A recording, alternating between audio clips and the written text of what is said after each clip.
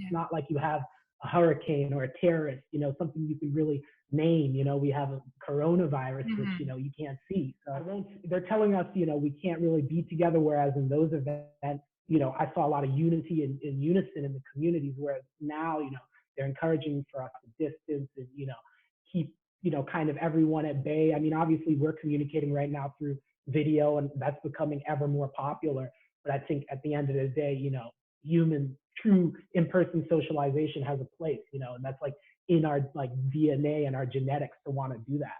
I kind of wanted to read you the quote. You were the cover quote of issue 2, just for people who may not have read the issue or know that you were the voice behind it. And I just want to ask, once I read it, your opinion on it, comparing it to the coronavirus and just our world today. So the quote on issue number 2 is, "She is relentless, commanding, and addictive. She's going to cheat on you, play you, but you're going to keep coming back because New York's the top chick. This lady will teach you about perseverance, the need to elevate yourself. That's my relationship to New York for you." How does that make you feel reading that now in 2020? I mean, I feel that there's some parts of it that are appropriate. Elevate yourself for sure right now. Like, don't elevate yourself to the point where you think you're above this, but definitely keep your spirits elevated. I think if you can unpack it a bit, you can unpack the part that the infidelity of New York, so to say. At this time, you got to feel that there's always challenges here in the relationship with living in this city and living in a dense area that so much business and everything happens here.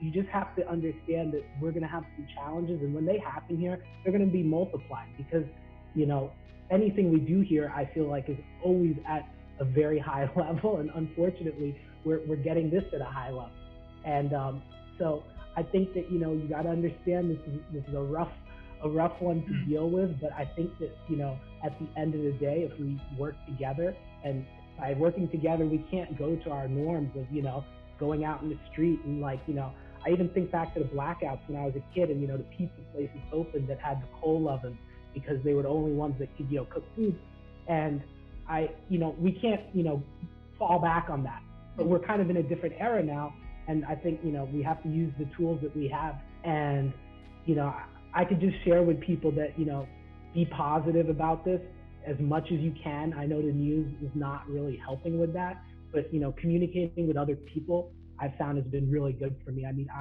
me and some of my friends, we get on video chat, a couple times later in the day, in the evening, at those times where maybe you're lonelier or whatever. And I think also, if I could leave people like with one thing, look out for your neighbors. You might not be able to physically look out for them, but if something seems astray, something seems wrong, reach out. Yeah, I really like Yeah, that. I think that's really important, really great advice. Well, yeah. thank you, Lincoln, so much for taking the time to speak with us. And hopefully we will be able to connect all together in person very, very soon. Yeah, thanks. I appreciate it, Carly, and stay safe out there, all right? Thank you. Have a good day. All right, you too. Bye. Bye.